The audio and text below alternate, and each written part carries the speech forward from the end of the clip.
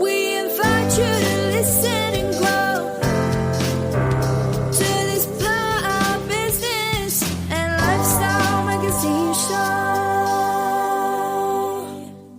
With hosts Paul and Deb Rees, experts in business, leadership and lifestyle. Skilling yourself to a successful you. Emotions are your value, and your value is your business. UK Health Radio. Boom! Yes, we're in and we're up and running, listeners, and here we are for another amazing week, another amazing show, and so many insights and realizations and all those beautiful things that we're going to be diving into for, of course, for the next 52 minutes or so of your listening life. Yes, your listening life. I am so stoked to be part of your listening life, to be part of your earworm or your earworm, your earworm. Yes, that's the one. Be part of that. And you know what we do is we create this wonderful talk and listen relationship through the airwaves. Yes, a talk and listen relationship. And we create that togetherness where I'm sharing and you're listening, and then it creates a disruption in thought. It creates an opportunity for you to think differently just from what we share with each other in this 52 minutes together. I mean, in time, I think software is going to be different on radio. I think there'll be a way where you're able just to interact back with your voice, you know, and not just listen there and be almost that silent kind of involvement. That's going to change. But here's where we are, you know. I'm so stoked that I've been with you all these years, listeners, and thank you. Thank you for being there with me and creating this beautiful relationship we have now, where we share these insights together. You send me back all the emails and all the beautiful, you know, returns and kudos and all the things that come from the time we spend together 4 times a week, every week from all over the world. That's where we are. And today, you know what? I'm stretching out to Dallas today. Now, when we say Dallas in the UK, we always go back to the soap opera that was Dallas, you know, and Sue Ellen and JR and all those beautiful people that come from the make-believe part of what Dallas was. But again, thinking about the whole Dallas episode thing that went on, it created a unique kind of make-believe relationship with yourself and what you thought Dallas was. Regardless of where you were in the world, you had an illusion of what the relationship of Dallas was to Dallas just through watching Dallas all those years ago. And, you know, it's a cowboy land, I'm going to say, you know, I really enjoy Texas, but trust me, it is a cowboy land, you know, they are cowboys and they are people in a very, very, very proud nation is what I say, but, you know, pride before fall also. But let me say that what we're going to touch on today, listeners, is the importance of how do I create this relationship with you? What was it about myself in my radio show that created that, that alignment to your emotional self? All these things, yes, we're going to be touching on today, because do we have a surprise for you today? We have a beautiful guest in today, and I'm really stoked to bring her on in a sec. But before I do that, let me touch on something. Yeah, my dear presenter, she's out and about today. We have family visiting us this week. Well, I should say the family are visiting our area, and we are sort of dipping our toe in visiting. And so Deb is out with her sister today. They're out doing the compulsory sister shopping that you do when your sister comes to visit, which means we're cancelling Christmas because everything's going to be spent in advance, for sure. And of course, my brother-in-law is here, my beautiful, wonderful nephew. And all, you know, it's lovely to have family around. It's beautiful. You know, what you do realize is when family do meet is how different family is, but yet we're all family. How crazy is that? I mean, we're all part of this gene in some way or another, but yet we're all very separated in life. Took me a long time to get my head around that, listeners. It really did. So yeah, we're having a pretty interesting family week is where we are, yeah. But on that note, you know, when you think about family, there are 2 kinds of families. There are, of course, the family that you call your blood family, your relationship family, your family that in one way or another, all connected to the uniqueness of what were your greatest grandparents so far back. And then, of course, you have work family and you have friend family. All these people are somewhat considered to be part of your relationship life. And, now it gets complicated. Now, this is when it becomes very layered. And now this is outside my payroll. And that's why we got the beautiful, the wonderful, the amazing Susan Younger on with us today. And I'm going to bring her in because this person is the relationship architect of whatever relationships are. We'll bring that in. Let's get it in. Let me give her a round of applause, listeners, because here we are, the amazing, the beautiful. And I tell you what, glasses to die for. If you could see her glasses, listeners, they're just fantastic. Let me bring it in, the wonderful Susan Younger. Susan, thank you for coming on the show, girl. Paul, thank you so much for having me with you today. And I love the way you talk about family, friends, and the way we have them in relationship with each other. It reminds me of a card I saw once that said, "Friends are God's apology for family." Because we do at times find ourselves going, we are related by blood, but we are so different. Why do I not feel they understand me? And why do I not understand them?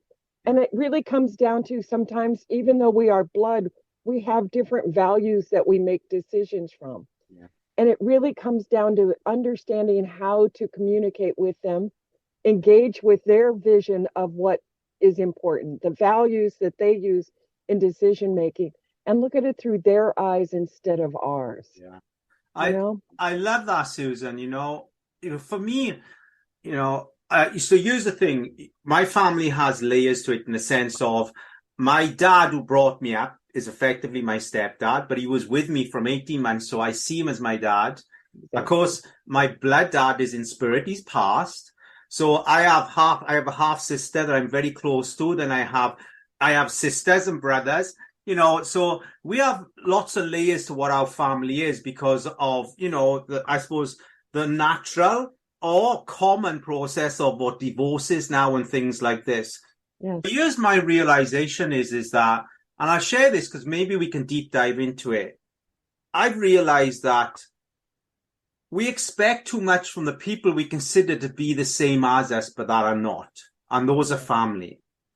And I love my parents deeply. I do. But here's the thing. My parents are 1 pint people. Now, yeah. And I'm a 10-gallon person. Now, my mother and father give me the best 1 pint version of themselves they can. The best 1 pint version they can. Because I'm a 10-gallon person, they can't fill me. But that doesn't mean that it's not equal in love. And that took me 52 years to realize, Susan.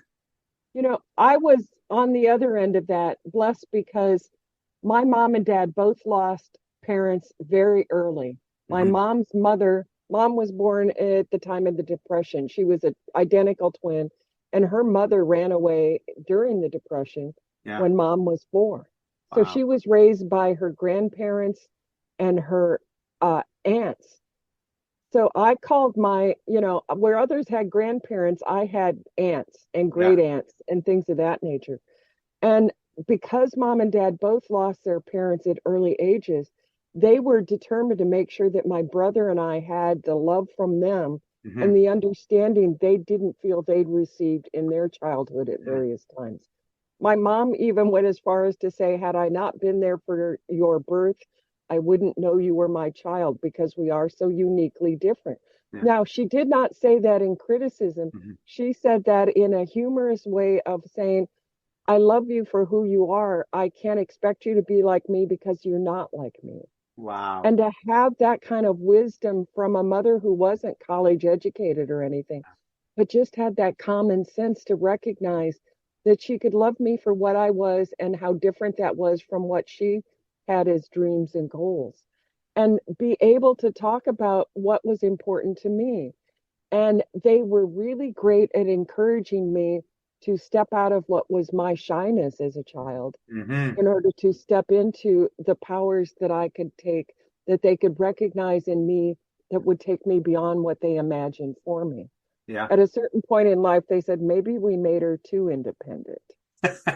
Maybe we did too good a job of encouraging her, because instead of staying near family, we just growing up in the Midwest, a lot of families stay close, much the way I'm sure you do there in Ireland. However, I ended up moving to Arizona, Texas, and I get back to visit Iowa rarely. Yeah. So all the time as time passed, Mom would go, "There's a house across the street. You could work in here." And I love what you're about, because you are, you're Susan K. Younger, which is a relationship architect. And that is, I'm going to say, very complicated and emotional, technical, coaching place to be. I work with business people. I design business. My specialty is extreme niching, but I'm not diving into what are the layers of 100 years of past and 100 years of future, because effectively that relationship, is built into our cells, our emotional cells. And, and so tell me, if we think, the relationship architect, is Susan a person that strictly works with professional people, or are you an all-rounder where you work in civvy and the executive world? I'll do both. My whole thing is I've got a background in architecture, but I also have a 20-year experience as a massage therapist. So that's working with living inside your body. When you're talking about the relationship of your mind, body, spirit, and how you live your life, it's how do you live inside yourself and the environment around you. I've never been one to look at life and business as separate, because I don't know anybody who, when things are bad, they don't go to work and forget about what's bad in their life. Those things are needling at their brain, even if it's subconsciously, and they are able to, for the moment, focus on the work. But it still underpins things, because I think all of us have been at those points in life where things aren't going right. Yeah. We show up at business sort of as a distraction. And it is truly likely that we are not necessarily giving our best, even when we're giving the best we can. And when somebody will recognize the fact that there is something that is pulling us away from being our best, but recognize that we are still doing the best we can, they can help us to show up to do even better in those moments, because it's giving us that support and caring about us as the human, showing up to maximize the profits of a company, the completion of a project. We're doing what we are capable of. As you said, your parents gave their all. They gave their full pint to you. So they did what they could with what they had. And frequently that's what's happening every day in life for any of us. When we can honor that in others, we can help them to step through the pain, or step through what is creating stumbling blocks for them, or even help them recognize what they can't see that is incredibly beautiful about themselves. This is wonderful. And it's fantastic that, the professional world, the business world, the executive world is starting to appreciate the importance of relationship, and how that, and the cause and effect of, all layers of life to that person that effectively wants to bring the best version of themselves into a career or business. I'm a strong believer that being married means my job is to make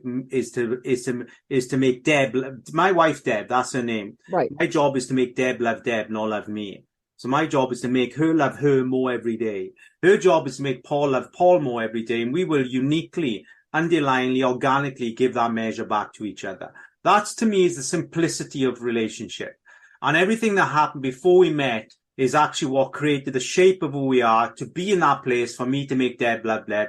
Not that I've been somewhere that has a purpose or has a reason for an argument. And that's the thing, is that I believe that when people do get together and create conflict, it's purely because of the disappointment that they were molded to be from their parents' disappointments in themselves, that they then put into their children, that gets played out obviously in a different way. Now, it's quite a technical understanding, but if we all got that and realized that, wait, the people that hurt me didn't actually hurt me, they helped me shape who I am.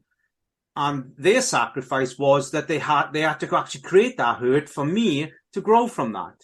You know, it takes a lot for a human being to be, you know, a difficult human being. Right. And frequently the hurt we feel is our view of what they've done. Mhm. They may never have done it in a malicious way. They may have done it in the most honest way they felt they could share with you where they were at in that moment.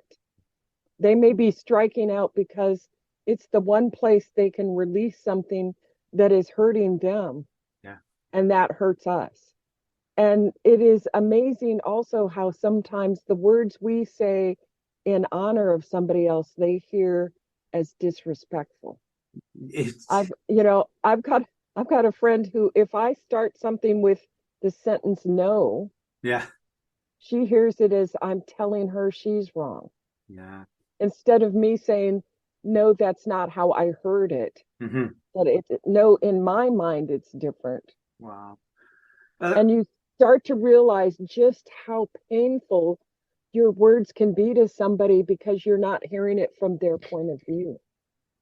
It is.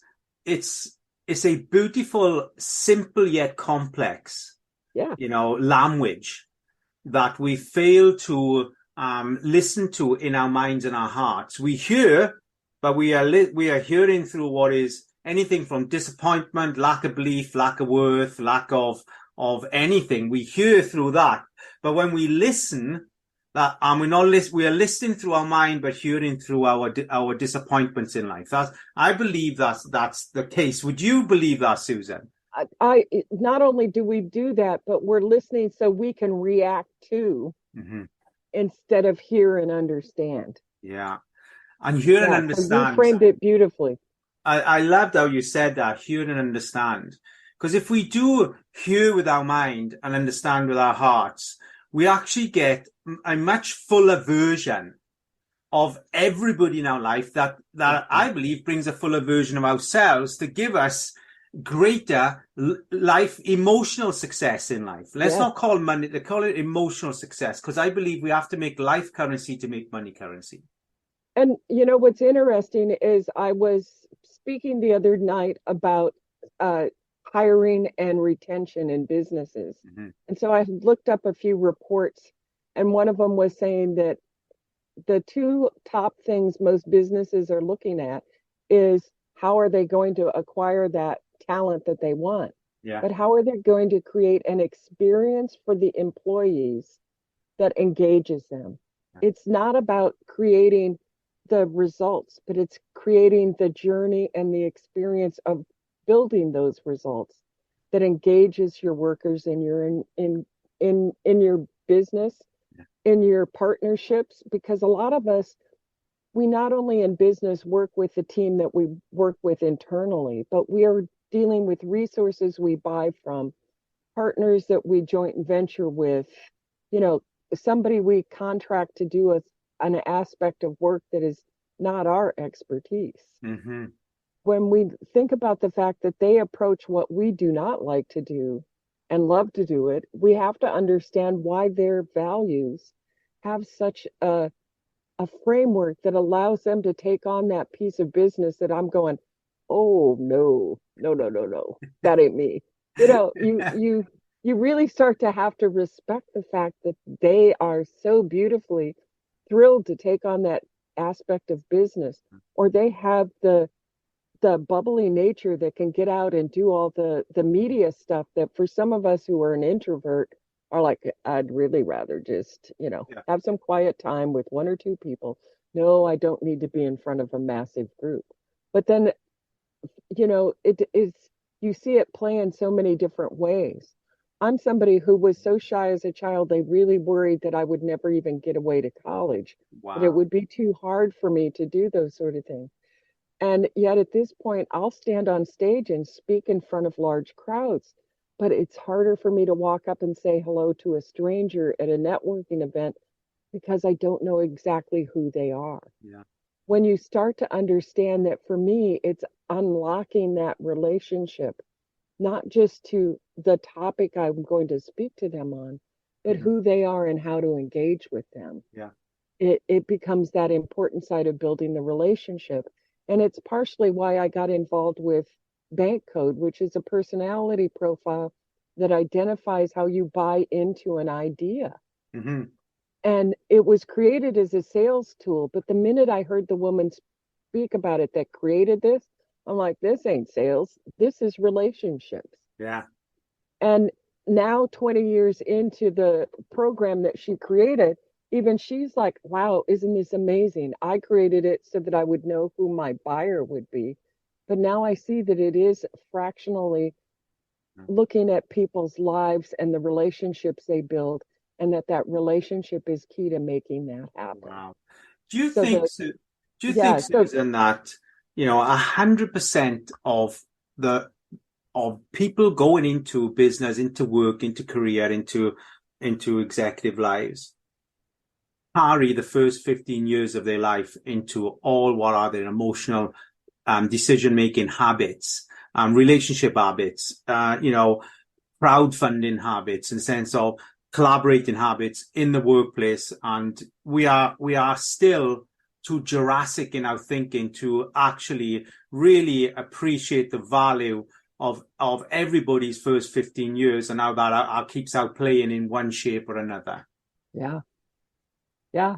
And for years, business said, don't bring your personal life to business. It was very much trying to get in this little box, and here I am this person because this is what the job requires of me. Yeah. And now we really truly understand, when you think about the global reach we have with the internet, when you think about how much information we get from outside ourselves, that decades and years ago, nobody had that kind of access. Yeah. And it is so immediate and it is so fast. We keep thinking we should be processing it that fast. Mm-hmm. Instead, we are still framing it through whatever we learned much before the age of 4. And I don't know if you've read the book Factfulness, but in that book, the guy wrote about the fact that basically most governments, businesses are still working with a 5th grade level of knowledge. Wow. When you think about it from that framework, Yeah. you stopped changing your mind about things in grade school, and you're now still judging what is the best way to tackle something based on that framework. Wow. We've got so much coming at us that we sometimes look at change as if it's always disruptive for bad, instead of recognizing that as much as we love things to grow, that's change that's disruptive for good. And discerning the difference between them and how to approach those without getting the fear of change undercutting what we need to do. Yeah. Wow. We really have to have that fluidity in how we use our mind to review what's going on and understand the values behind those things that help us to make those decisions in a manner that is like, oh, all of a sudden I have a new insight, and because of that I can make this change and make life flow. Susan, I'm loving where we are taking this. I am, but I have to just jump us into our first commercial break, and we'll be back, listeners, in 90 seconds. When we do, we get a pen and paper, because we're going to jump in and give you, of course, Susan's contact details, where you can find her and how you get a hold of her. So we'll be back in a quick 90 seconds. Happy days. Boom. UK Health Radio, the station that makes you feel good.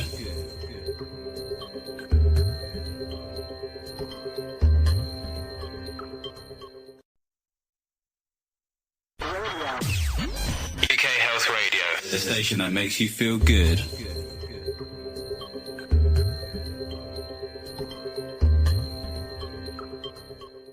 Oh, yes, we are back in the course, and you UK Health Radio, with myself, Paul Rees. Yes, that is me. And of course, we have a beautiful guest here today all the way from Dallas, Texas. I mean, with her amazing, funky glasses, is Susan K. Younger, the relationship architect. Yes, absolutely. And we've been deep diving in, if you missed the first portion there, into the sort of emotional mechanics of all kinds of relationships and what that looks like. But as promised, before we went into the ad, Susan, let's have your contact details, girl. How do we get hold of you? So email is easy. It's Susan at SKYounger, YOUNGER.com. And you can find me on LinkedIn, the name Susan K. Younger, on Facebook, Susan K. Younger. And it's pretty easy to see me from that standpoint. What I did by using my middle initial, it made it easy to find me in those respects. Absolutely. Happy days. And we have an email, which is Susan at SKYounger.com. I'll just throw that out there also. Yeah. And, you know, before we went into the ad, we were talking about the mechanics of relationships and things. Now, you know, you have, you know, you've training, you're coaching, you're mentoring, you're speaking, you know, you engage with leaders, you empower leaders. I mean, the list is endless. You know, you work with tools, AI and programs from Codebreaker, technologies based on BANK Bank. You know, and listen, there's a personal side, you girl. You love dancing. I like a bit of gardening too. That's just come in with me this last year or so. No, we've been a family of gardeners as long as I can remember. Really? Do you know? There's something about playing in the dirt, you know. well, my gardening career started about 4 weeks ago. I purchased a tower garden and I've just built something in the house. I know I've gone a little bit, you know, curveball with this, but I'm enjoying it. I'm growing my own. You know, I got peppers and strawberries and tomatoes. Good for you. Yeah, it's fabulous. Yeah. I'm really enjoying it. I really am. But it is, you know, what I like this. There's always a person behind the person, and that's what's important here is, you know, you've done your homework, you know, you have a history. I mean, what I want to touch on is, how do you feel the shyness that you encountered as a child? Because let's be clear here, we're not born shy. We become shy from the environment that we're in, and I was labeled the show-off. So I was a show-off child. My sister was labeled the liar. So she was the liar child. My brother was labeled the unmotivated child. We all get labeled by our parents and we fulfill the loyalty of that label. Now, your label was you were the shy child.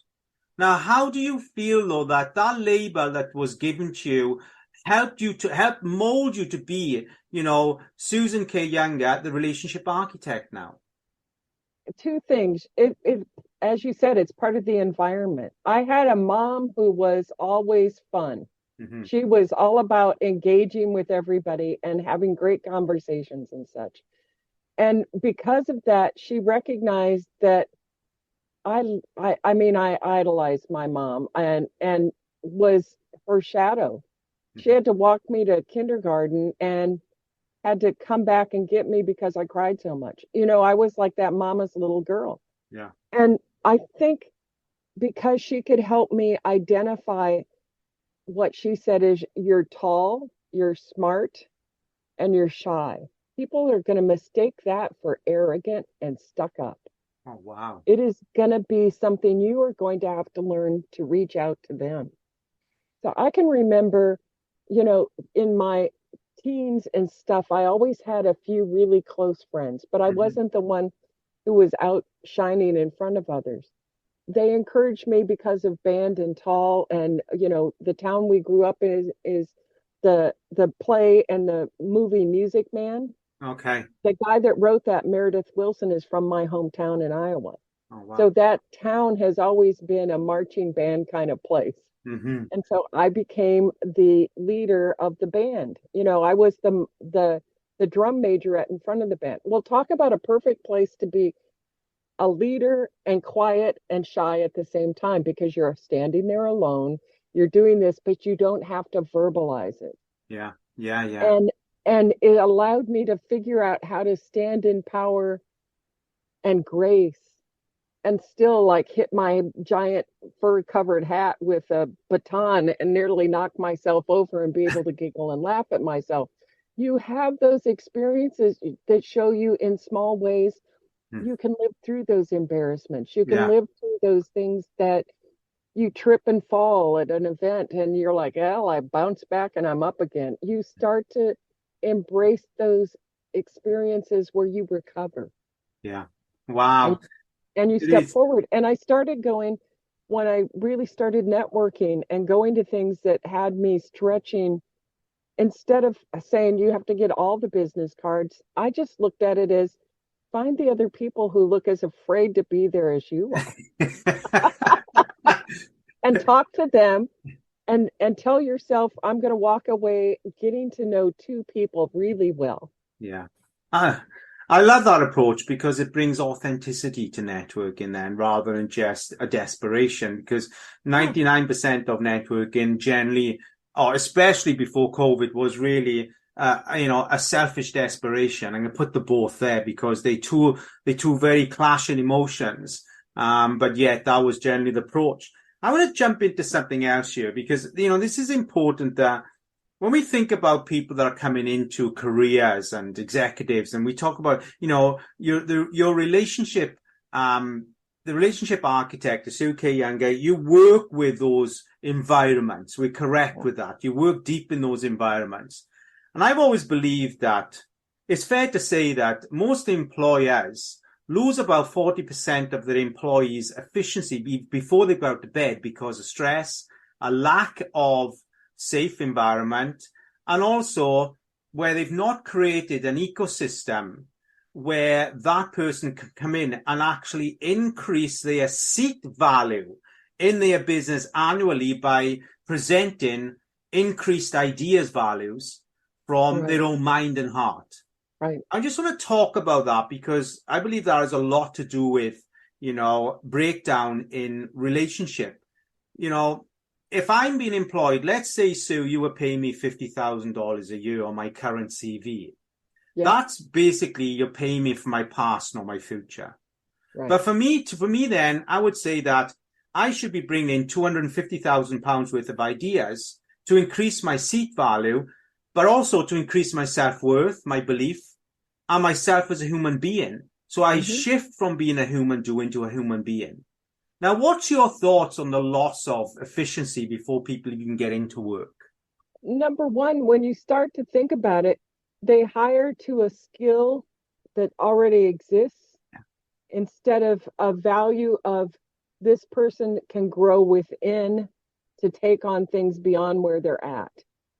I think and this was one of the things we had a great discussion on the other night here locally was that when you hire with attitude of openness to expand themselves, whether it's through knowledge or experience, you stop going to a checklist of what have they done in the past and an openness to expand what they can do in the future. When they're trainable and willing to also from them open up their experience in a way and you show them that you honor that they bring those uniqueness about themselves.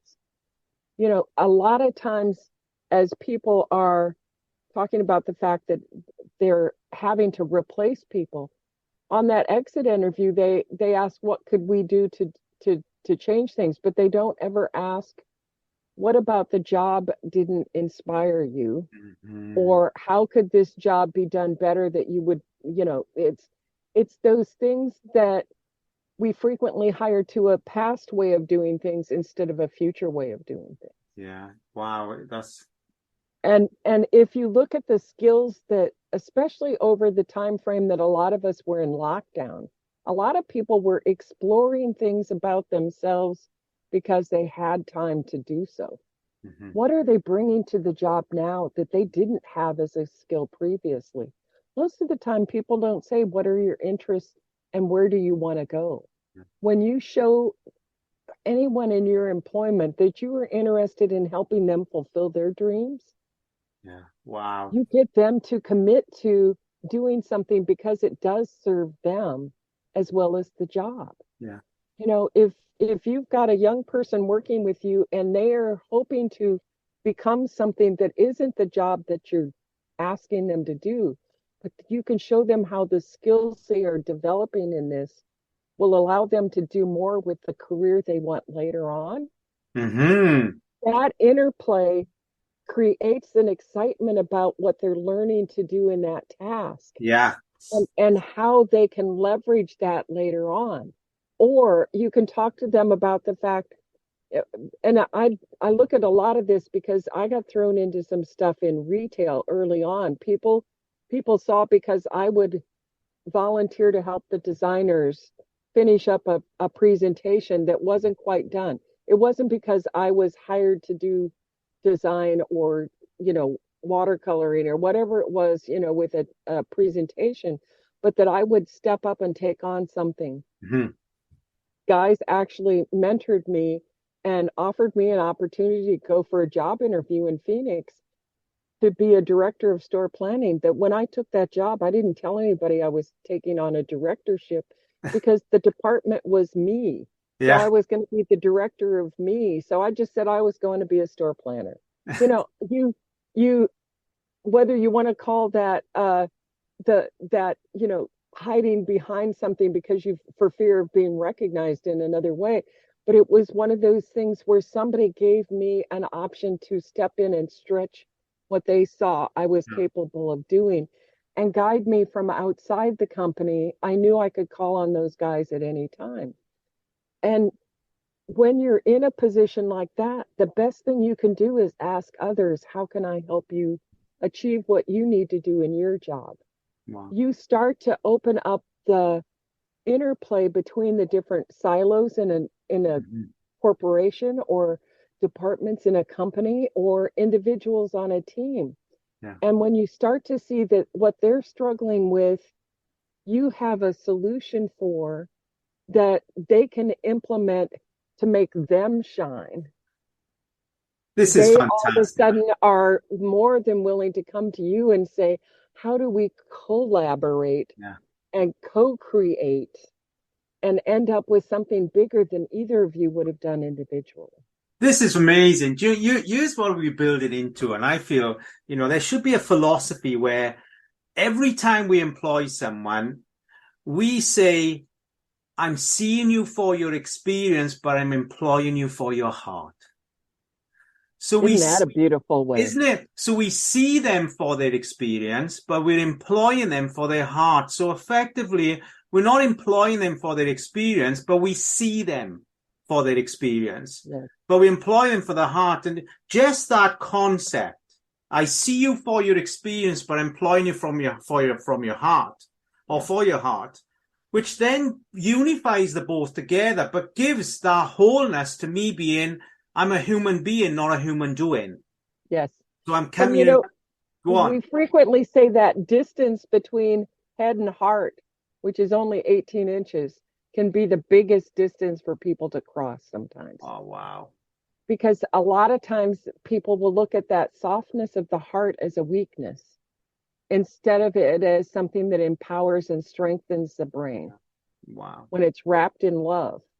When the brain is wrapped in the love that the heart and the spirit can give it, it is empowered to do more because it knows it has the whole being engaged and involved. Wow, Susan. Listen, this is what we're going to do. I'm going to take it because I have so much I want to still deep dive with, but I'm going to take us into our second ad of the show. And then I want to come back and really talk about, the acceptance of your philosophies into what is, the executive world and even into civvy world. So listeners, we're going to jump up into a quick final commercial and then come straight back. We're going to have Susan give us her contact details again. Then we're going to dive into how this looks, what this looks like for Susan, taking it into the corporate world. Happy days. UK Health Radio, the station that makes you feel good.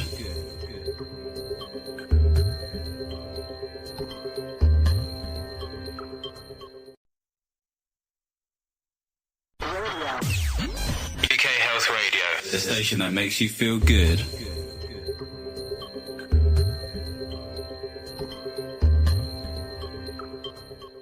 Hello, yes, it's me again. I'm me and, of course, the wonderful Susan K. Younger from, of course, Dallas, Texas. Kapow! Dallas, Texas, yes.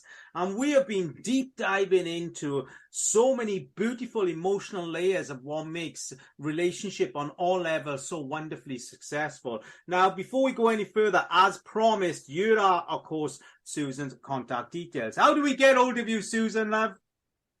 So the easiest way is probably email Susan at skyounger.com. And younger is Younger, opposite of older. There we go. I'll always be younger. And you can find me on LinkedIn. You can find me on Facebook, but it's Susan with the middle initial K Younger. I also have an ability for people, if they want to crack their bank code, for them to do that. And it's probably easier than me trying to spell out a whole website for that. So if they send me a email, I'll get them that link. They'll get a free report about themselves that's more than 22 pages, because we really like to introduce people to the side of themselves. But at the same time, with my subscription to that service, I actually get a report that says, this is the best way to communicate with them. Wow. And think about it, in any business, if you all of a sudden had a quick tip way to understand the value somebody was making their buy-in decision to a task, a product, engagement with you, you all of a sudden are able to shorten that time that it takes to get to know another soul. And I love that's that. the beauty of what I work with. We also have an AI that in LinkedIn, I've got a Chrome extension. On a one button push, I literally track what somebody's bank code is on their profile. Now, that may not be their true code, but it's a way they have presented themselves to the world on LinkedIn. Wow. And you start to discuss, are you reaching out on LinkedIn to grasp customers that are looking for your service? Are you presenting yourself because you're looking to get hired and you're thinking that company is looking for a certain profile? Or did somebody else write your profile and it's really their language, not yours? So the BANK software you use is an AI software that helps you evaluate the true, we could say, layering understanding of that individual. And is this something that you offer as part of your service? Yes, free it is. or paid? I use it in everything. In fact, if people were looking at us on Zoom, they would see that I actually have the NAKB behind my name, which stands for me as a nurturing person first, followed by action, knowledge, and blueprint. So I tend to look at how do I bring people together to have that authentic relationship. Yeah. I still, in action, want it to be fun, get to the bottom line, and stand out for their uniqueness. The knowledge is about how do I process information, and it being in that third spot tells you that if I don't trust it intuitively with my nurturing and action, I will ask lots of questions so that I can vet it myself. And the blueprint is about the process of how you put it together, the checklist you have, the strategy, the long-term respectability. And I don't need that at the front if I feel the other three have been served first. Yeah. Where somebody else who is very traditional and has that checklist and needs to minimize risk, that's where blueprint really comes in as a strong, powerful component. So if I'm coming to you, Susan, then basically, do you work on a one-to-one group basis? What is your process? I do both. Okay. So I can work with a team and we can really discuss how each of them have a unique personality. Yeah. And yes, if you've done Myers-Briggs or DISC or the Gallup Strength Finders or any of the other millions of systems that are out there, the difference between what we do with bank is how you make a decision. It is not psychometric. It is not psychology. Mm-hmm. It is what we say is biology, BUY, why you buy into that idea or concept. So when you layer why they buy into something on top of how they emotionally process psychologically, you get a blending that is just a beautiful come together. So let me say, I'm considered in DISC to be slightly outgoing, but in Myers-Briggs, I'm an introvert. Huh. And in Strength Finders, I'm learner first, which is knowledge my third, but I do knowledge and learning in order to serve the community. Mm-hmm. People thought because I was a trained architect, not licensed, but trained, Yeah. and doing construction and building of department stores, I must have more blueprint because I built things on time and met budgets and managed to, to track those Mm-hmm. details. So they thought, well, you must be blueprint. What they didn't understand is I was doing it because it served the community and the project that I was doing. It served others more than Mm-hmm. it did the process. The Mm-hmm. process is what served the community, not the community that served the process. Wow. You That is. start to understand that, oh, that's why she did it different. That's why she Mm-hmm. didn't Mm-hmm. seem as, you know, So let me ask this, Susan. So you work on one-to-one and in groups. So yeah, if I'm coming to you, what is the usual timeline? How long would you need to work with me? And then the outcome then would be what? here we are. We are all unique and beautiful. Yeah. I've done some sessions where I work with somebody, they take on the subscription, and then they become somebody who, lifetime of it working within their business, they know Mm-hmm. they have me as a trusted resource. Yeah, yeah. I've gone into groups and done trainings, like a multiple hour or a few hours of training, and allow them to integrate and to start to understand it. Yeah. We jokingly say once you've been introduced to this, you can't unlearn it, Mm-hmm. because the simplicity of this with 12 words on a card that you sort and order, you start to see those values because they are so simple. It's not a 35-minute series of questions that leave you going, how'd I get there?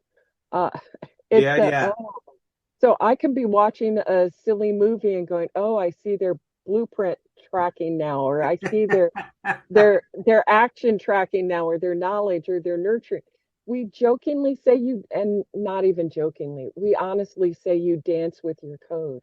You have all four of these and you step into the piece of it that you need in this moment. So I might be nurturing first, but if I need the structure of when things are going on, you may hear me ask a question in a very blueprint manner. Wow. You start to realize it is relating to the moment and where you're at right now. And under stress, something's going to show up that isn't your ordinary way of doing things. And people will go, well, why are they so out of sorts? Mm-hmm. They're not out of sorts.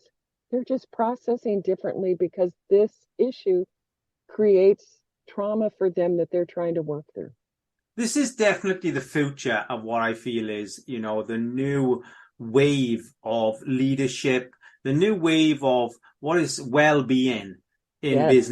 in business and career, executive life, and very much civil life. Let's put it there Yeah. also. Yeah. We are becoming far more understanding to the creation of the understanding of our past actually pays for our future, not our Right. future pays for our past. We are getting that better concept, I feel now. Yeah.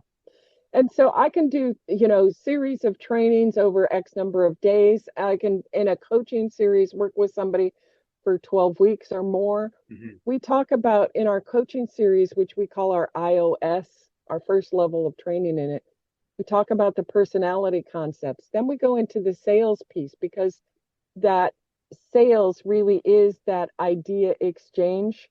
When you think of it, any conversation is a sale. Yeah. A sales conversation, that buy-in. Then we go into emotional intelligence, how to understand artificial intelligence, how to succeed in business intelligence, and how to look at your spirit and passion in life to wrap it around with this beautiful bow of purpose and passion. When you take all of those through the lens of bank, it gives you the tools you can decipher life and business and bring it all together in a beautiful way. So we do fundamentals that can be a 8 hour on sales, an 8 hour on relationship. And then what we call speed coding is when we set people down across from each other and say, crack their code. and and you do it by just asking questions, and that's what we call speed coding. So I will look at, when we do that training, we actually put up photographs and ask you to say who is that person's code by Yeah. what they're wearing, what the room around them looks like, what car are they driving, different things. But when you think about the fact that we are all four of these, I say there may be 24 combinations of four codes, but it's an infinite spectrum because our experiences in life and who we are is still that unique individual. And so you take all of this and play it together, that makes us so uniquely beautiful because we can look at those subtleties in those commonalities. Wow, Susan K. Younger, I could listen to you all day, love. You are very poetic in, Oh, and bless you. I mean, they say passion is the result. No, excellence is the result of passion. It truly is the case for yourself, girl. Excellence Thank is the you. result of passion. I love your passion behind this. I love your desire to, really invest into the relationship emotional economy of our world. I'm a huge believer that school teaches us what to think, not how to think, and that IQ is very much in the shadow now of your EQ. As I Yes. say, we're employing people for their hearts, but seeing their experience. And this is the new way forward. You are definitely an asset to what that application form looks like and how we deliver that in our business and careers. Susan, this has been absolutely beautiful. I've truly enjoyed our deep dive, and I really thank you for coming on. And listeners, you know how to get hold of this lovely lady. All her details will also be going out on the bottom of the link. Then you can get hold of that when it goes out there. Get hold of the lovely Susan. Reach out to her in Dallas. She's an international business. This girl can work anywhere. If not, we will make her work anywhere because she needs to be out there for sure. Susan, We got it. We can do it. absolutely. Thank you so much, girl, for coming on here today. Thank you. I had a great time with you too, Paul. Wonderful. It's been I can talk with you all day. Bless you. It's been a pleasure. So listeners, until this time next week, remember, your relationship is your life. Make it pleasurable, make it wonderful, make it fun, and above all, make them love who you are. That's the most important thing in life, because your love is your love. Until this time next week, boom, bye for now. Emotions are your friends.